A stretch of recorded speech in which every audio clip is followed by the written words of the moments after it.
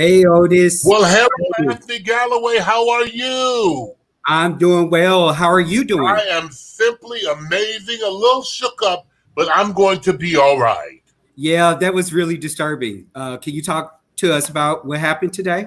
Yeah, I can. Well, thank you all, first of all, for tuning in to Fahrenheit Live 2020. Thank you so much. Today, we lost an icon, a legend, someone who impacted our community, Bob Yeworth. Bob Yeworth was the founder, one of the founders of Clubhouse Bar and Clubhouse Productions. He transitioned today, and we are remembering Bob Yeworth tonight. Thank you, Anthony, for giving me a moment to pay homage to someone who gave me my start. Bob Yeworth he gave me my start. Oh, wow. Yeah, he did. The first gay club I ever worked at was owned by Bob Yeworth. He and his lover Sam gave me the opportunity to have a platform, and that's where I got my start at it. So it's a little shaky, a little touching for me today. Myself as well as Rough and Stuff, we both started off with Bob Yeworth and Clubhouse Productions at 440 North Halstead. I had no idea that's where you got started, Otis. That's where we started at, yes. The very first show I ever hosted was at Clubhouse under the auspices of Bob Yeworth and Sam Davis. And we want to salute Bob. Thank you for a job well done. Our good and faithful servant. He transitioned. And I just wanted to pause and remember Bob Yeworth tonight right here on Fahrenheit Live 2020.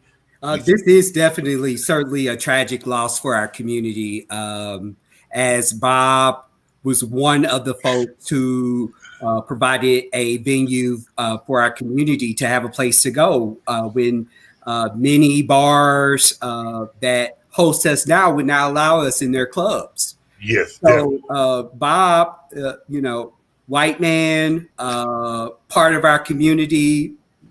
Many of us thought of him as a legendary Black person, probably not in the right context in today's civil unrest. But Bob certainly was a contributor to our community and provided an outlet for many of us that had no other place to go. So definitely.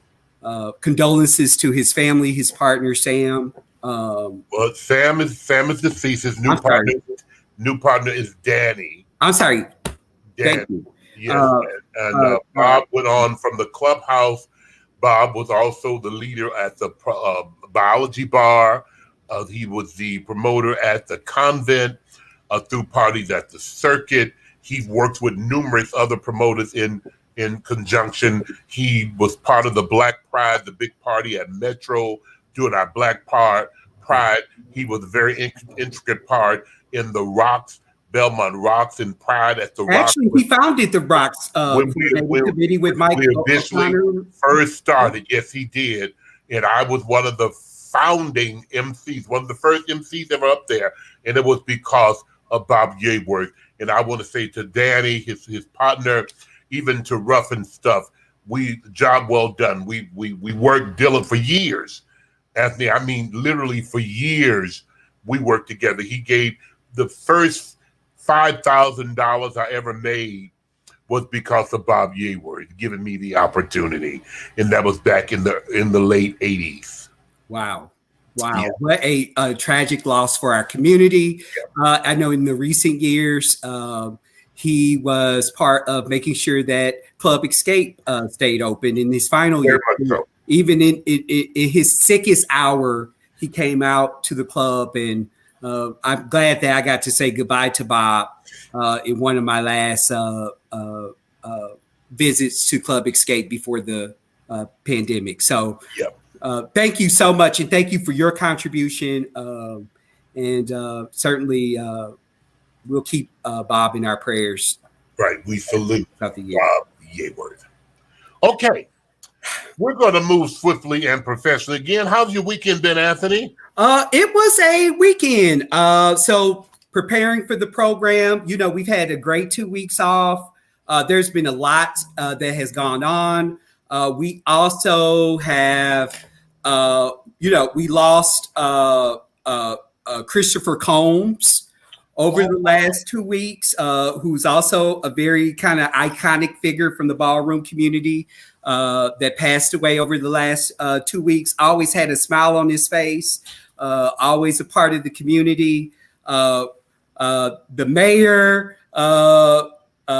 has been under fire here and there.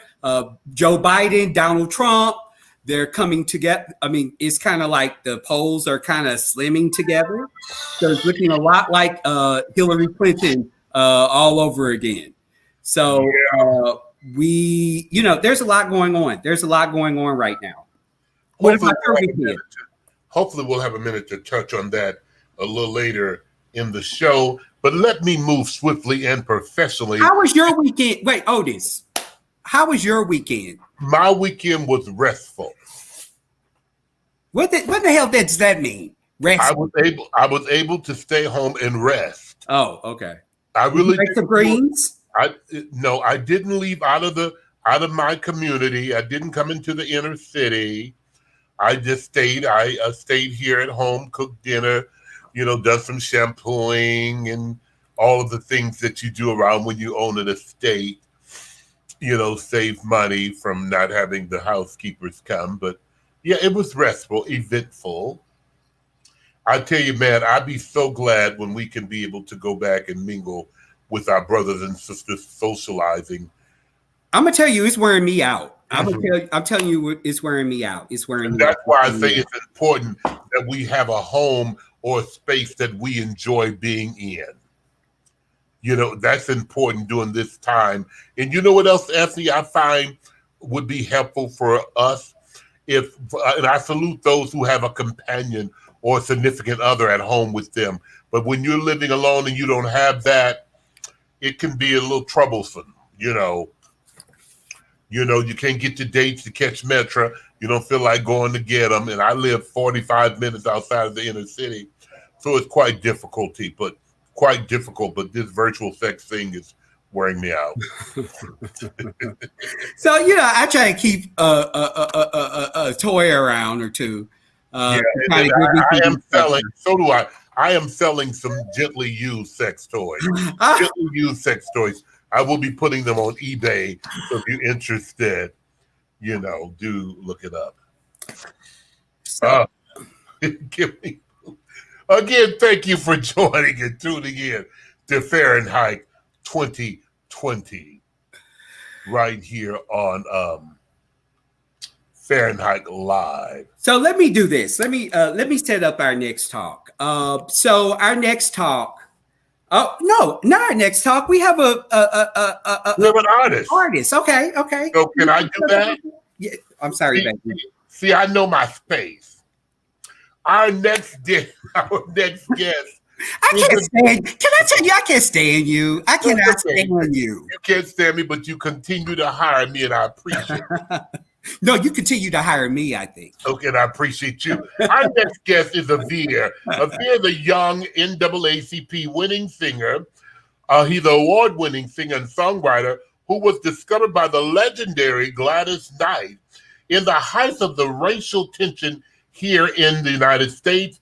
This R&B singer released Bulletproof, a provocative and groundbreaking new single addresses policies, police brutalities in our Black communities from a millennial perspective. Let's welcome to the show, Avere. Hi, Avere. Hey, what's up, guys? How y'all doing? Good.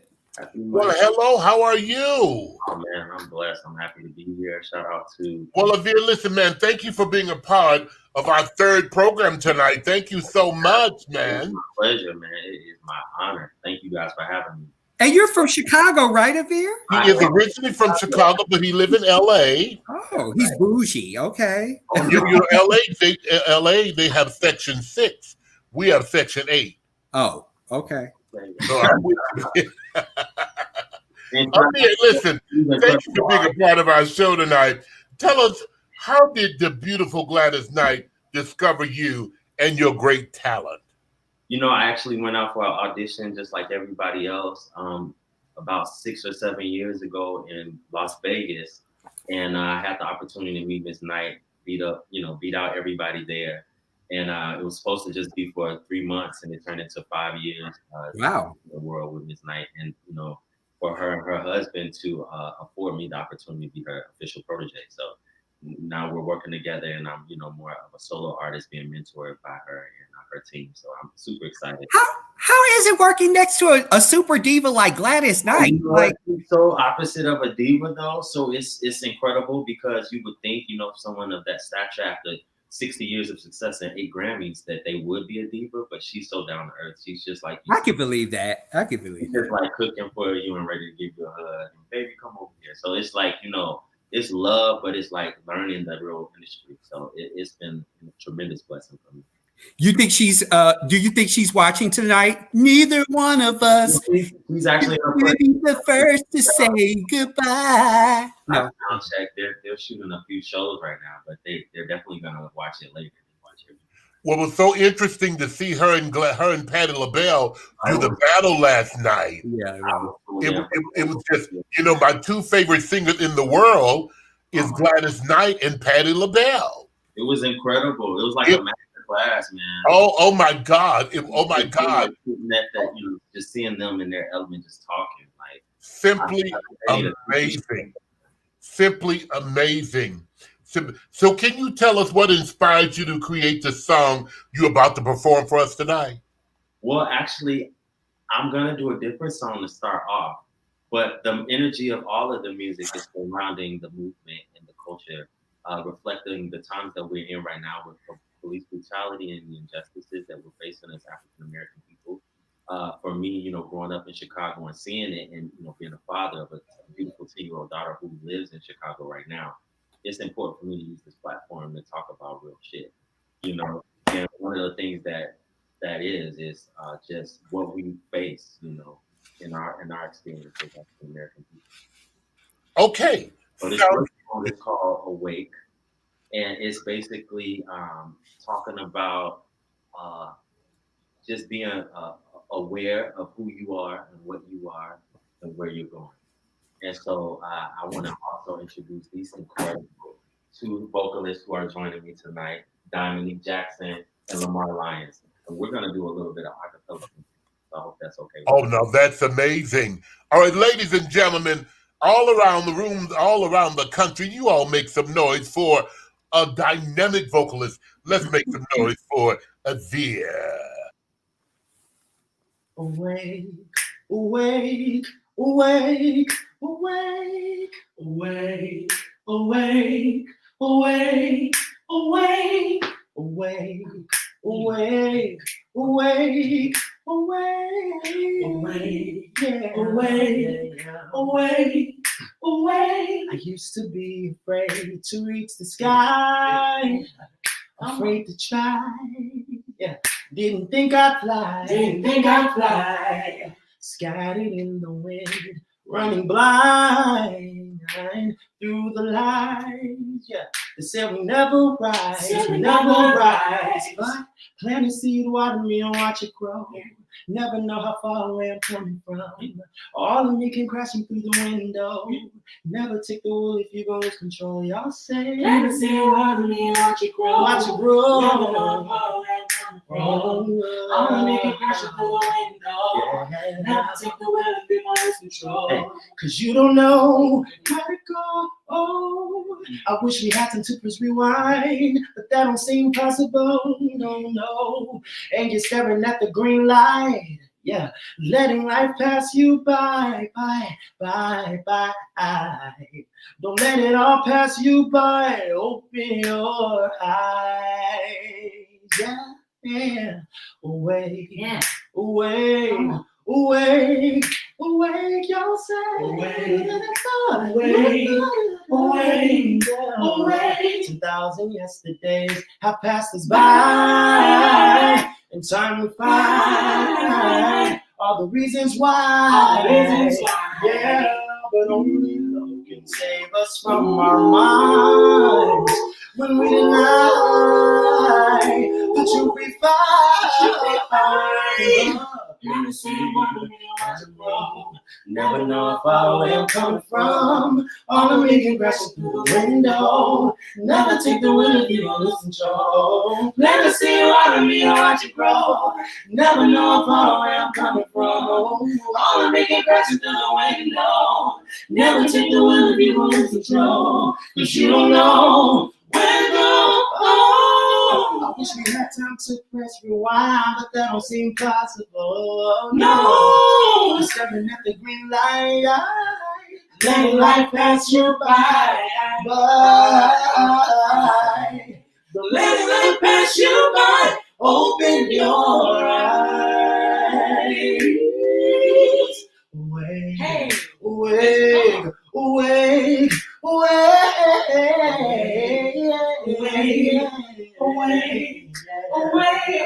awake, awake, awake, yeah. Oh, awake, yeah. Awake. You gotta wake up right now. Awake. You gotta wake up right now. From the madness, from depression, from whatever's trying to hold you down. Oh, get away right now. Get away. Awake, awake, awake, awake, awake, awake, awake,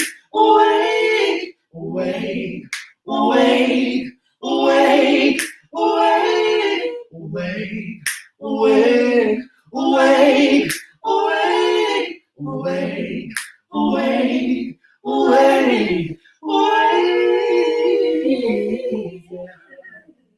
Oh, come on, y'all. Y'all make some noise for Azir. Oh my God, man.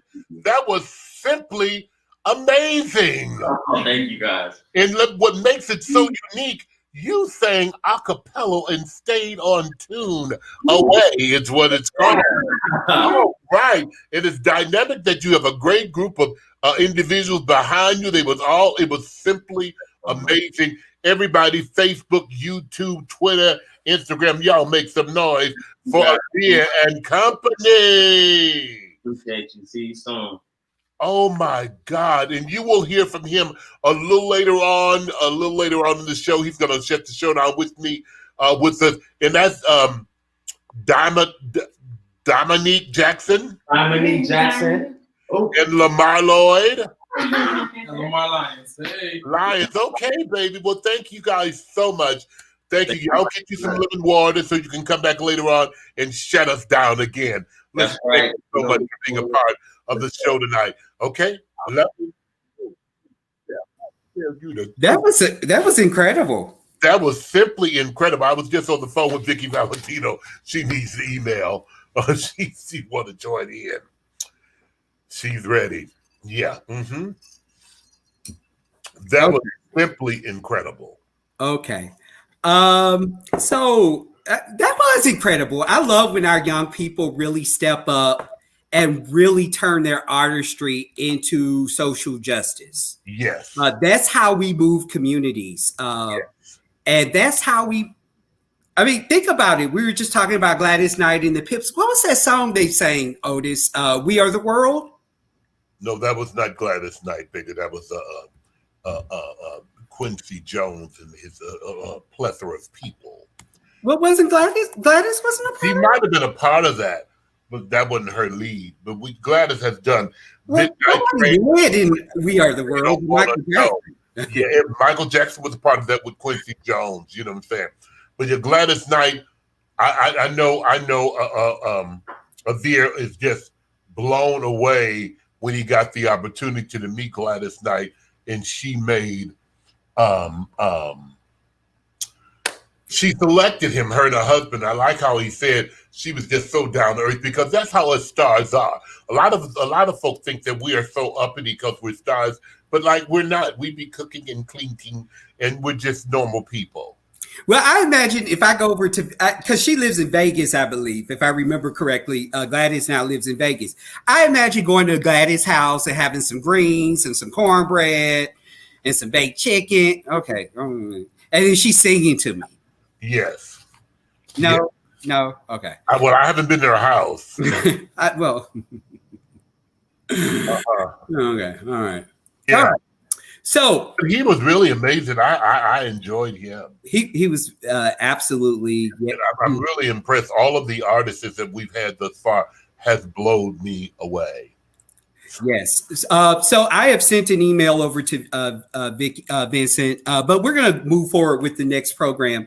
So one of the things that we have always talked about, and this always seemed to be kind of a issue in our community, is this thing called religion, right?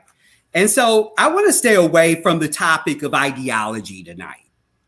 Okay. But I do think it's important that people kind of think about leaning into, whatever spiritual power that they elect for themselves. And I think there's no answer that's right. There's no answer that's wrong. And so what we wanted to do tonight was to talk about how are people living through this COVID-19, living in isolation, and working through spirituality.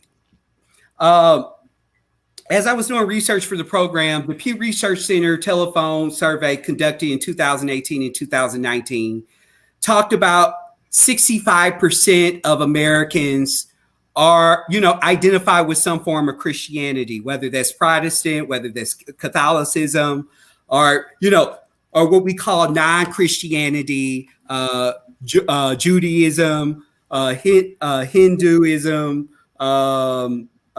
Buddhism. And so what we wanted to do was really talk about the full range of how people in the community are living through that. I grew up as a Southern Baptist. I had no idea, don't tell my grandmother this, and I hope she's not listening to me tonight. She's not. But grandmother's on the boat. No, my grandmother does not gamble, honey. Okay. Well, I thought she was cruising. Okay, my grandmother does not gamble. She don't do none of that. Okay. But my grandmother, she used to say, baby, go sit up there on the morning's bench. And you know what that meant. Well, Anthony, let me correct you. It's not called the morning bench. It's the mourner's bench. Well, I don't know what I heard. Okay, let me say this. The morning bench. No, I sure did. Because in my church, in my Southern Baptist church, that's what I heard. And I'm a pretty articulate Negro. Okay. Okay. So I don't know if it was the mourner's bench. The mourner's bench. I said the morning's bench. The morning's bench. The morning's bench. And I sat my ass right up there as grandmother told me. I hated that bit. And she was hoping that I would become born again. And so in our version of born again was to sit on the bench and one day you run around the church and scream hallelujah and all that. In tongues, tearing for the Holy Ghost, and all your sins is washed away. I did not understand it. I was scared of Miss Curtail, what was her name? Sister Curtail, who used to run around the church in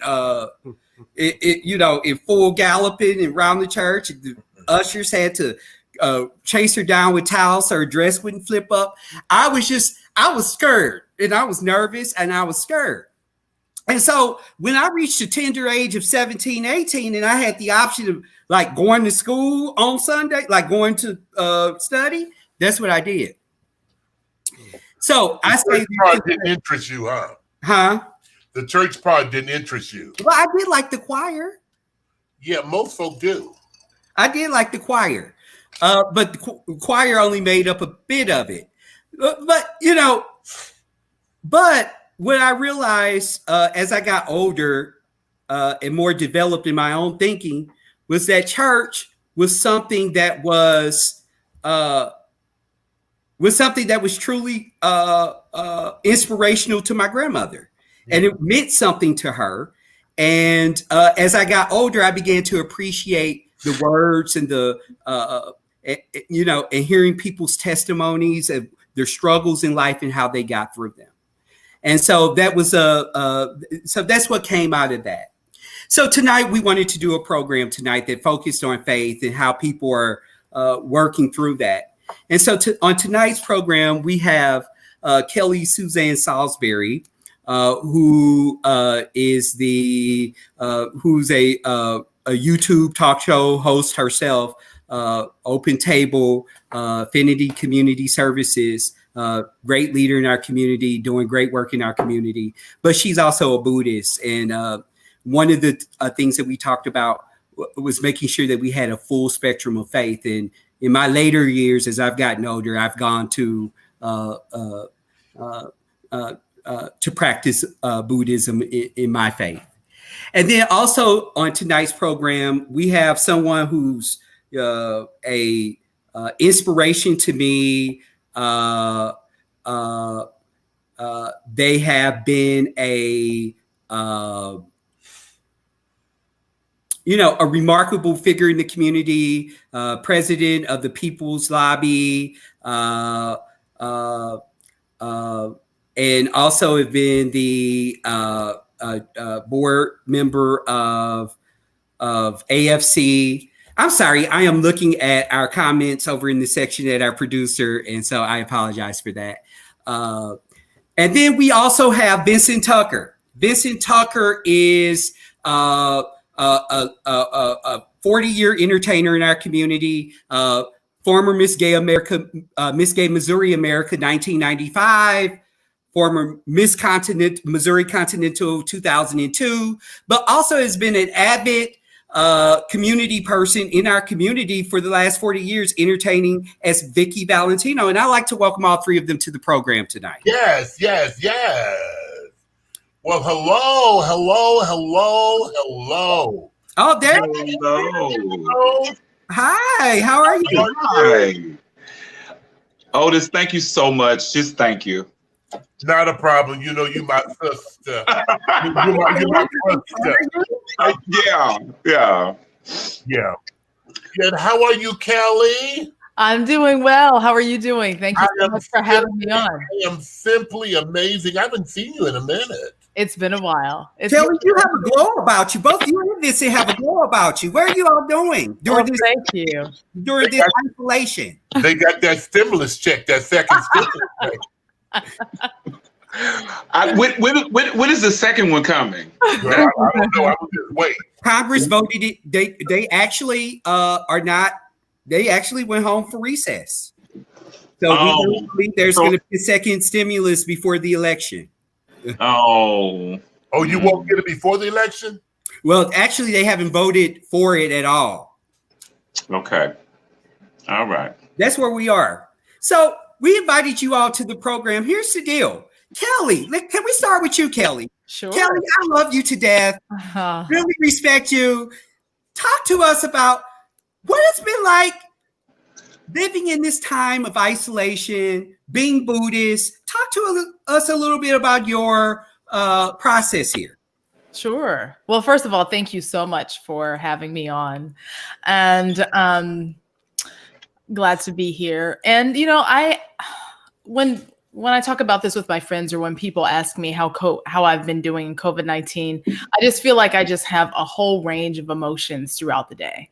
Like I go from, feeling weary, to angry, to hopeful, to tired, to energized, to motivated.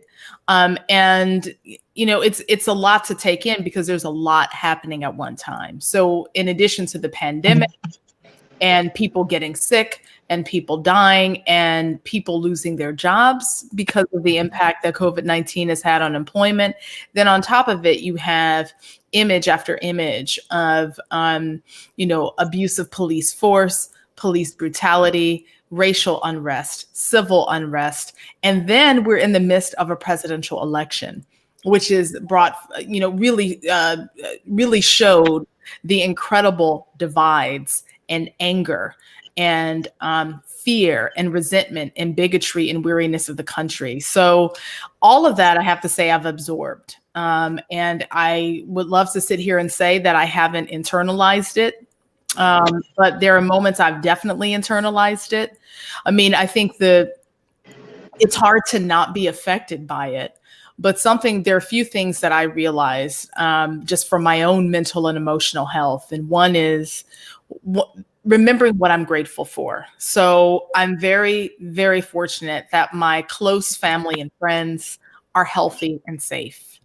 And I realize that I should not take that for granted. So that's one. Number two, during the period when we were in quarantine and there was a shutdown for those of us, who could telework, I was at least happy to have a wonderful wife that I was happy to be with, and 2 dogs. So, and a home that, we enjoy being in. So I'm grateful for that. But 3, I had to realize that I can't just watch the endless news cycle with MSNBC and CNN and just the same footage over and over. It doesn't mean I don't keep abreast of the news, but I realized that there was a time I had to actually turn off the TV and maybe read the news instead or listen to the news, because there's something about that endless loop of images that I found. It's like, a wound trying to heal. And then I see another horrible video on Facebook or Twitter or on cable. And then it's like opening that wound again. So I had to be really honest about, okay, what is my limit? So I think family, close friends, engaging with each other, enjoying movies and TV shows. And also I would say my chanting practice in Buddhism, which I can talk about later, and my Buddhist community have really helped me keep some kind of center. Okay, sounds good, Kelly. Real quick, we want to jump in and invite Pastor Charles Strait. Charles Strait is waiting in the lobby, and we want him to jump in. You all make some noise for Pastor Charles Strait. What's up, Pastor? Hey, everybody. Thank you so very much. I'm so glad to be a part of the conversation. I'm going to be a Baptist and call him Pastor. Pastor Charles Strait.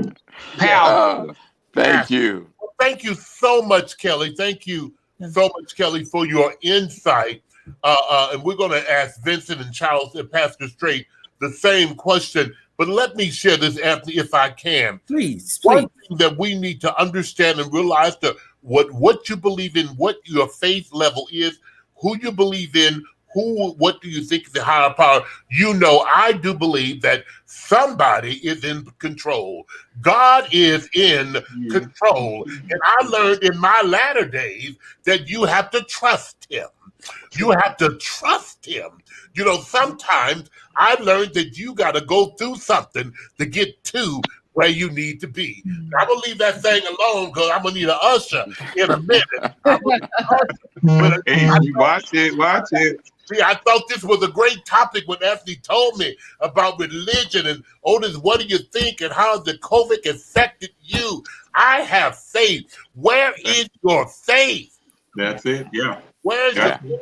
And God ain't going to put no more on you than you can bear. All of the stuff that we're going through, he knew about it before we went through it. In the beginning. I'm gone. Hallelujah, Pastor Otis.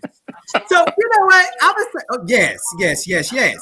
So watch it, Otis. So, I would say this. I want to hit it over to Vincent. So Vincent, I've known since I was age. I'm bringing all my parent figures over the last several programs here. Vincent, met you when I was a 16-year-old boy living in East St. Louis, catching the bus back over the river to and from, and I saw Where were you going? To Forest Park. How you doing? Okay, 1995. Picture it. 20 years ago. Well, damn, it's over 20 years ago now. Over 20. But I remember watching the first time I came to the park, I was a young 16-year-old boy. And all of the things, gay boy, that's right. And all of the things I knew at that point in time was that being LGBTQ was separate from religion, right? Mm-hmm. And so I saw this a male presenting person that sounded theatrical, was entertaining, handsome, introducing a bunch of drag queens, and intermixed in that was gospel music. There was some empowerment. Yeah. Vincent, talk to us about that and talk to us about that road. Well, one of the things is for the believers, and a lot of times as faith is the key. Faith is one of those things that we as believers believe. Without faith, it is impossible to please God. So whatever it is that you're going through, if you don't have faith, I mean, we have more faith than sitting down in a chair at our dining room table that it won't break than we do in God. And that's really, really strange for me to comprehend. However, what I can say is that, I'm so glad that you said that there's so many people that have different faiths, and at no time should we knock or dishonor someone else's faith. But there is a higher power. For me and my Christian belief, it's God. All right. And during this time, it has been a weird sense of acceptance of who God is and what he's doing. There is nothing that is happening now that God didn't know about. That's how I believe. I believe that we were predestined for this time. We were predestined to have these particular experiences. And for some, it has been very difficult because people are asking the question, well, where is God? Where God never left. In the beginning was the Word. All right. And so all we have to go on is the Word of God and the word of the Holy Scriptures. But for those that believe differently, then that's something that they believe. But you've got to put your faith in something. And I want to simulate faith of sitting down in a chair. You don't worry if that chair is going to hold you. You just take a seat. So during this time, what we need to do is take a seat. Shut up, girl. Shut up. And trust God. And then the Bible also tells us that obedience is better than sacrifice. Okay. So we have people in places. That's one thing that disturbs me about the president. He has sat down the scientists who have studied pandemics, who are medically inclined to inform us. He has actually sat them down. How ignorant is that, in my opinion? Because if there's someone who knows more than you, then you need to listen to them. You need to listen to them and get as much information as you can. And you have to rely on faith. Otis, I'm so glad that you ushered that in, because that's all we have. Faith is the substance of things hoped for. And the evidence. And the evidence of things we cannot see. But what I do believe that at the appointed time, we will see not so much information, but we'll begin to get revelation as to why these things are occurring. Charles, because if you read the book of Revelation, it reveals to you a whole lot of things that may seem strange and may even scare some. Mm-hmm. But these things were already predestined to occur. Thank you, Vincent. Thank you. So you got to stop Vincent, because Vincent is in the word right here. Listen, we be a 4-hour show. I beg to differ. We got to stop you and Vincent. Well, you shouldn't have invited me. Because one of the things I will tell you this. I was defending you against Otis. Let me say this. Let me have Charles Strait and Vincent turn their camera to the landscape. Turn the camera over to the landscape.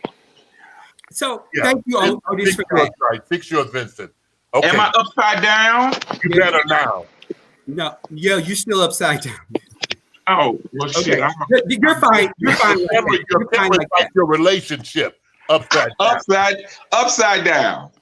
So one of the things that I like to reference my friend Morocco a lot. My friend Morocco, I remember a time I was going through, as we go through situations in our life, I was reminded that there is something higher than all of us. Whatever it is. Regardless of faith, right? Regardless of where they is. And so I want to bring you into Pastor Strait. Pastor Strait, former board member at AFC. Yes. HIV/AIDS advocate. Yes. Former member of Fellowship Baptist Church.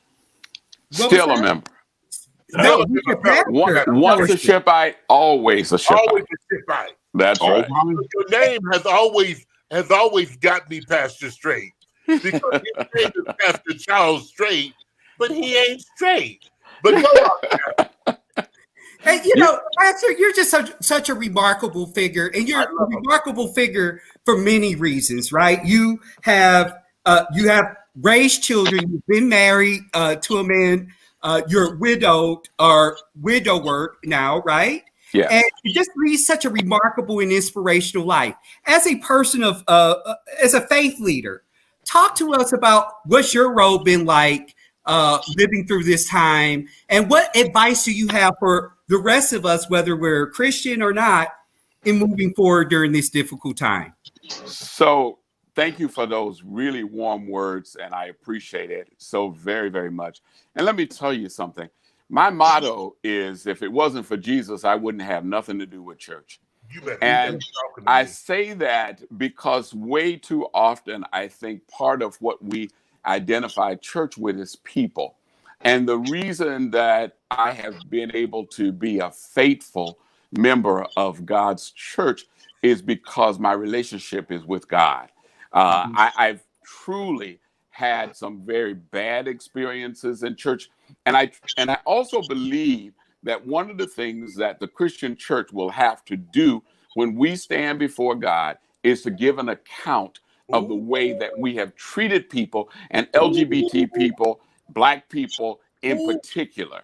And so it's been a difficult journey, but growing up at Fellowship, and I'm so glad you brought that up, growing up at Fellowship Baptist Church, having Reverend Dr. Clay Evans as my pastor helped me in a lot of ways, because one of the things that I learned as a young preacher and as a young Christian was the idea of civil rights and justice for all people. And so although Reverend Evans was born in 1925, in many ways, he was a creature of his time and his generation. He certainly has said some homophobic things. He had done some homophobic things. But at the core of who he was is that if it's a sin to be gay, which he believed it was, we all sin. And so therefore, why point out one group of people and say that they're worse than another? That helped inspire me so that I could figure out that there is something within me that God wants to be in relationship with.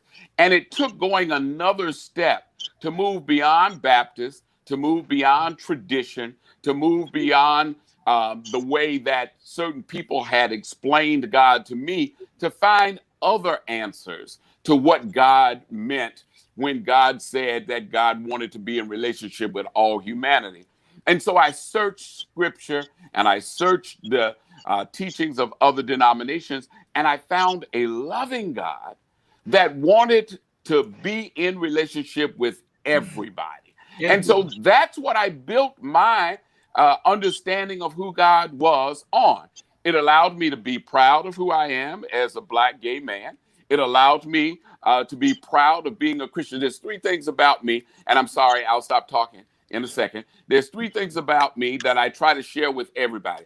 I am proud to be a Christian. I love Christianity. Now, I also respect everybody's choice of faith, because now don't tell anybody, please don't let anybody know I believe this, but I believe that you can reach God in multiple ways. It may be through Christianity for some, and it may be through other walks for others, but I believe in Christianity for me.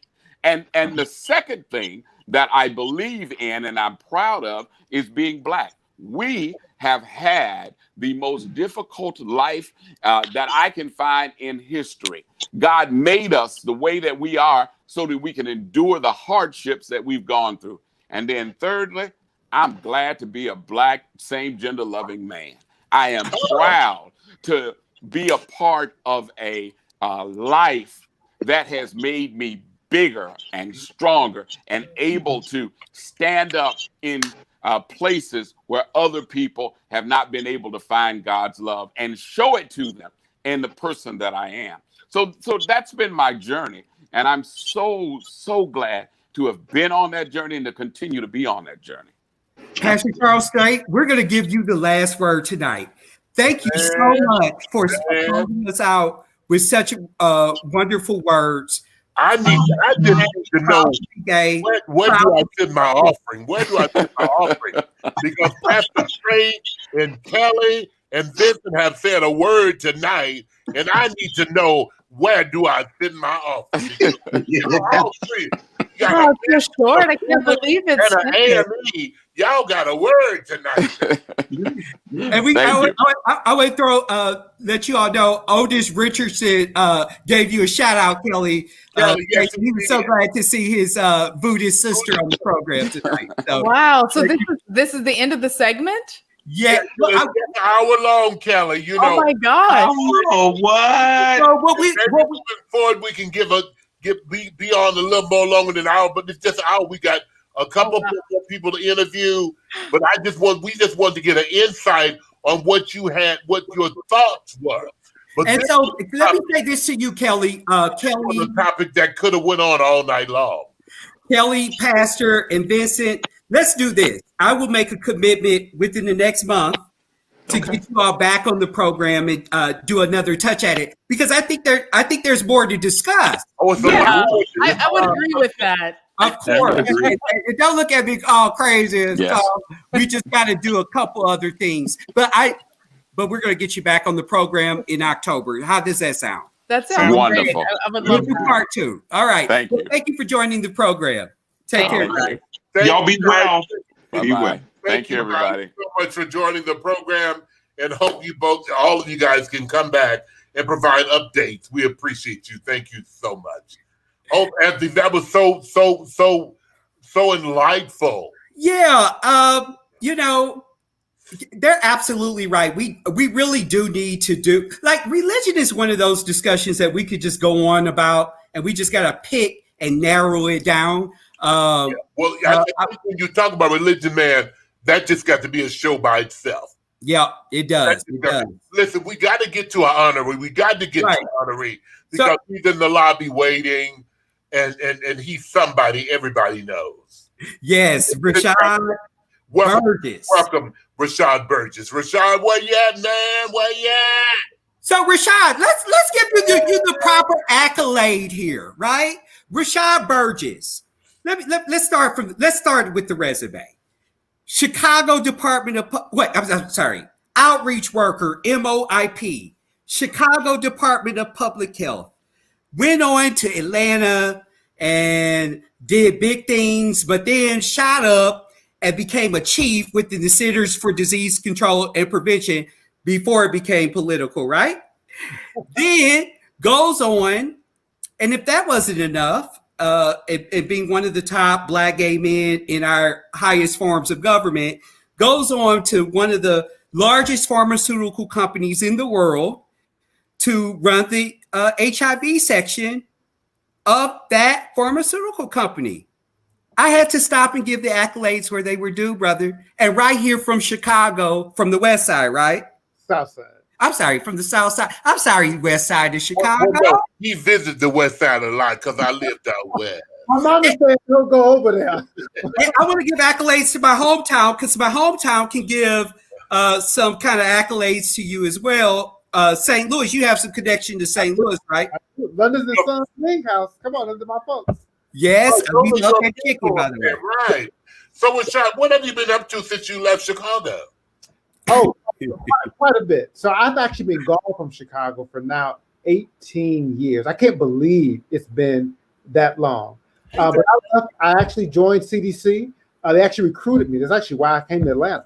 And I actually did a number of things. But when I left CDC, I was the chief of the capacity building branch. So I was responsible for all training and technical assistance for HIV prevention for the entire country. And then I made a leap of faith and joined Gilead Sciences, a pharmaceutical company, and wanted to have that opportunity. There wasn't many of us, but there was a few people I knew, and that opportunity happened. And now I'm actually the executive director for HIV community. So I'm responsible for all of our HIV community efforts on our commercial efforts, under our commercial side. So I work with incredible people. But, you know, at the end of the day, I get to do my calling 24/7. And that's the thing that I so love about my life, is that when I go to work, I'm doing my calling and my mission in terms of HIV prevention and treatment. When I come home and we're doing work at the church, Vision Church, you know, that we're dealing with so many people who are at risk or who are living with HIV, that still furthers the work that I'm called to do.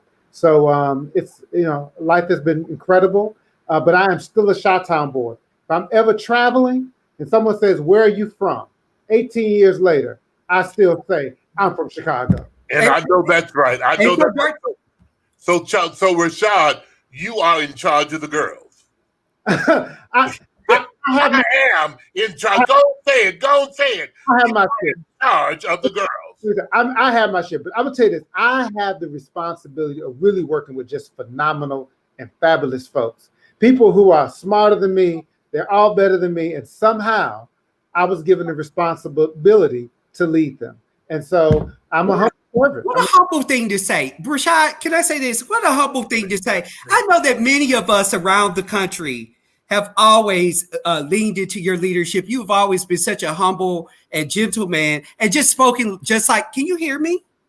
Can you hear me? Okay. It's spoken just like a true first gentleman. How is it being a first gentleman of a church, by the way? Well, you know, we started we started Vision Church in 2005, and so we're now 15 something years into this work, and it's part of what I do. It's part of the work. It's part of the call, and I don't think much about that. The thing I think most about is taking care of my family, to include my husband, Bishop Allen. Bishop. That is true. Very, very honestly, that's what I probably think the most about, because, you know, at this point, 15 years, as I had a team and infrastructure, and so many people do a lot more work in the church than even I do. I really make my focus on taking care of home, and I feel like I do a pretty good job of that. Oh my God! I just want to be like you when I grow up. Well, listen, I had the opportunity to visit Vision Church. Yeah. It was, let me tell you, Rashad, man, it was a magical experience. Oh, wow. Bishop O.C. Allen, that man is anointed. Yeah. He is simply anointed. I've seen you and that praise team do what you guys was doing. It's so well structured. And kudos to you. Kudos to you, man.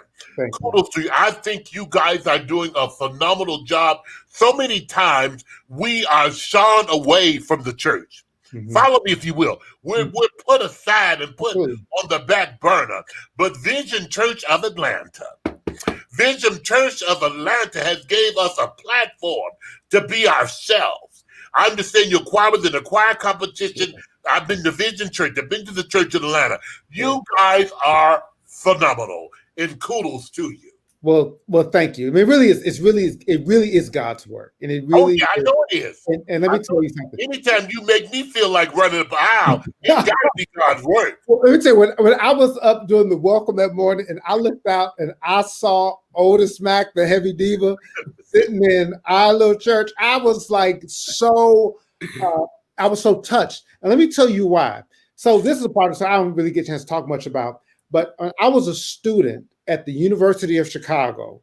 Don't tell my age. Working on my undergrad and graduate degree. I had I shouldn't tell this, but I'm gonna tell it anyway. I had a fake ID. And I would get into the clubhouse, and you would do the Monday night shows. And even though I did have my Sunday church home, and I would go to church and get inspiration, but I would get so much inspiration from that Monday night show. Oh, nice. It was my community that would speak to me through those performances, and seeing Otis Mack get up there and do your thing, because I hadn't seen that before. I hadn't seen our community speaking to us. We were always otherized.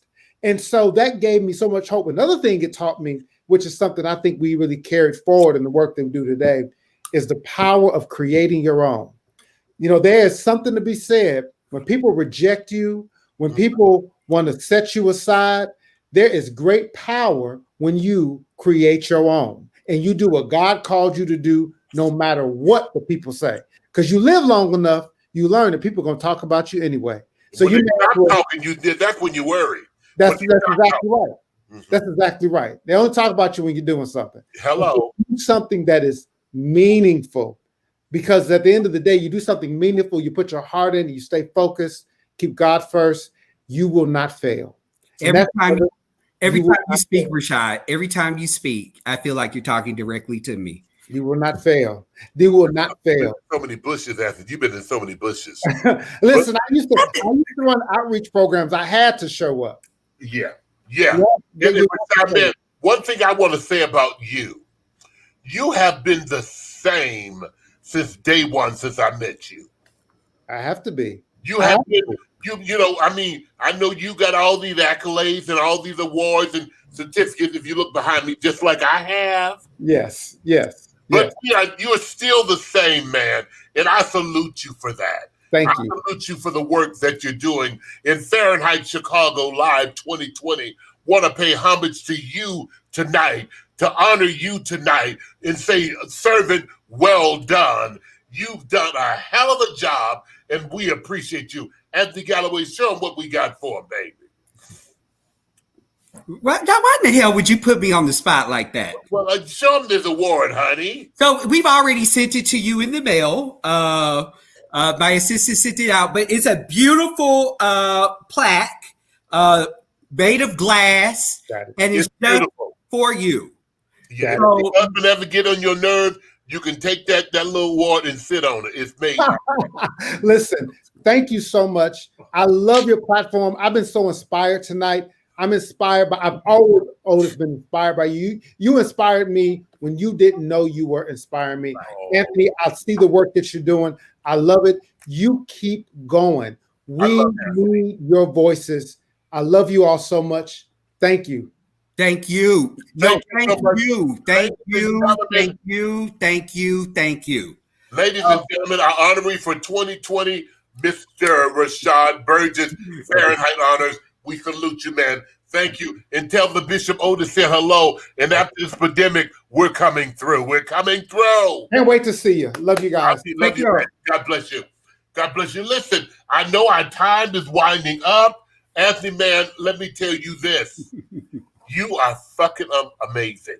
Thank you, Otis. Thank you for having a platform that we can make a difference in our community. Well, Otis, so you've been in Chicago way before. I mean, you are a Chicago. I am Chicago.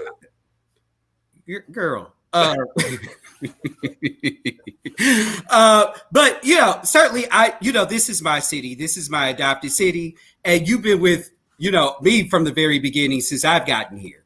Yeah. So even in St. Louis, you were. Thank you so much for all that you do. And this platform is for us. And like Rashad said, when we're rejected, when we're kicked out, we start our own shit. Yeah. And this is our own shit. It is what it is. We make it do what it do. We ain't got that much time tonight, but I want to hear, before we get out of here, Antoine, one more time. I'm sorry, and what's your name? Anthony. I'm gonna cite the wrong signature to the check. Watch your mouth, baby. I got a gun. And Veer is going to take us out tonight, and we're going to have an after show tonight. But Veer, a great artist, a great vocalist, sing a cappella. Gladys Knight found him. He's been doing great work. Veer, y'all make some noise for Veer right here on Fahrenheit Live 2020. And thank all of you guys. So, guys.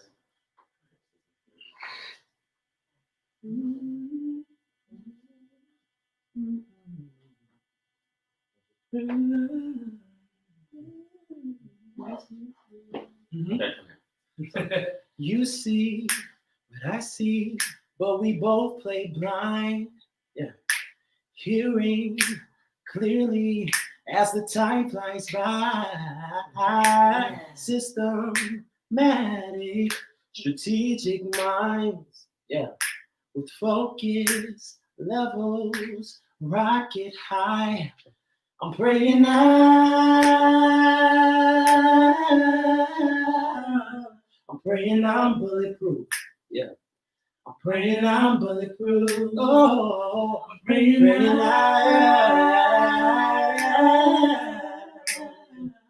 I'm praying I'm bulletproof. I'm praying I'm bulletproof. Now all my people say, hands up, don't shoot. This just how the story go. Hands up, don't shoot. This just how the story go. Hands up, don't shoot. This just how the story go. Hands up, don't shoot. That's just how the story go. Plans to men's stand to fall. Black against an icy wall. Feel the cold. The world is lost in the wind, and it blows. Yes, it blows.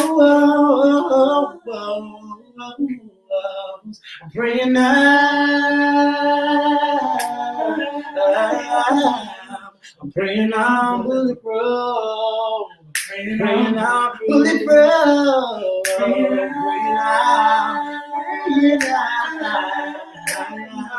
I'm praying I'm bulletproof. Praying I'm bulletproof. No one my people say hands up, don't shoot. It's just how the story go. Hands up, don't shoot. This just how the story go. Hands up, don't shoot. This just how the story go. Hands up, don't shoot. This just how the story go. We all wanna fly, and if we try, we might just succeed. Hands to the sky. I'm crying, don't do this to me. And it blows. And it blows. Praying I'm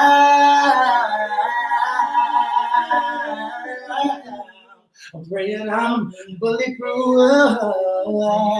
Yeah. I'm praying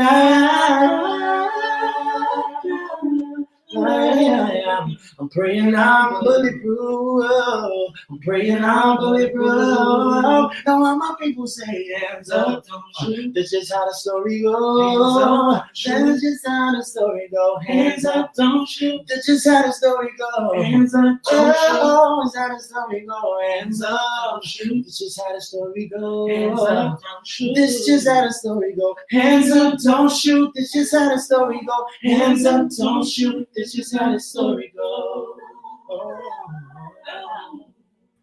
Listen, that was I hear. Thank you guys so much for tuning in. Listen, this has been Fahrenheit Chicago. Thank you so much, Avir. We love you, man. Love Thank you guys. For being a part of our audience tonight. Anthony Galloway, you've been a great audience. I've been a great host, and we had a great time tonight. Listen, God bless you, and good night. Y'all don't forget to tune in 106.9 FM The Pulse, the People Station. I'm live 9 to 11 p.m. right here. 106.9 FM The Pulse from 9 to 11. God bless you. Good night. Bye-bye. I don't know where Anthony at, but bye-bye.